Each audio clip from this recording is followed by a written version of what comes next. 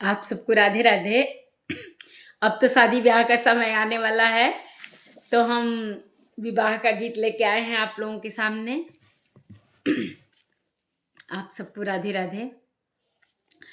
किया फूला फूलेला काशी बनारस रस भीनेला माड़ो।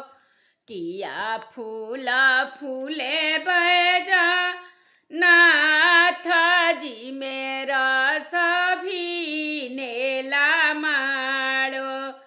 किया फूला फूलेला काशी बनारस रस बीनेला माड़ो। किया फूला फूले बजनाथ जी में रस भीनेला माड़ो।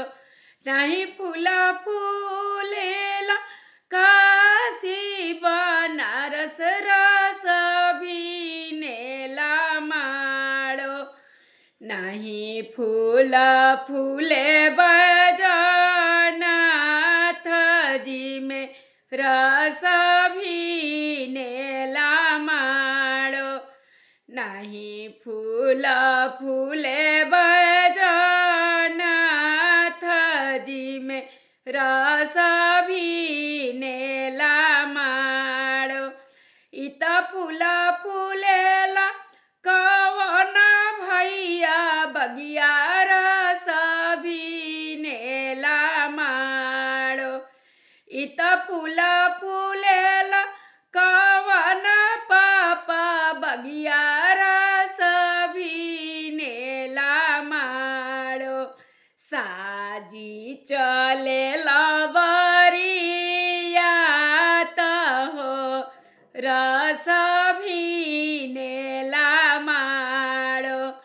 साजी चले लबरिया हो रस भीनेला माड़ो। परिछन बहर भैली सासु मदागिनी रस भीनेला माड़ो। सासु नीरे खेली दामाद हो रस भीनेला माड़ो।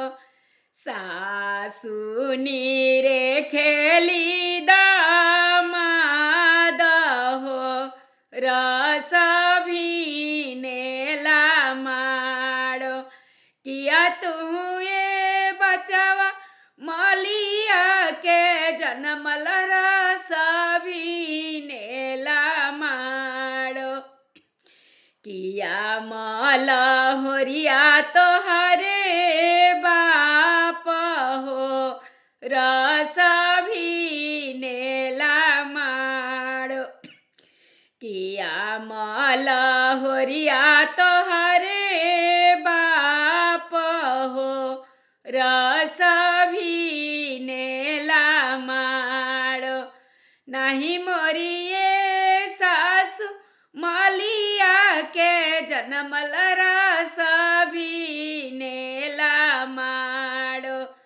नहीं मलहोरिया हमारे बाप हो रस भीनेला माड़ो। रौरी बिटिया सासु मलिया के जनमल रस भीनेला माड़ो। माली हवा ससुरु हमार हो रस भीनेला माड़ो। नारी का बेटा छिनारी के जनमल रस भीनेला माड़ो। उलटी के करेला जा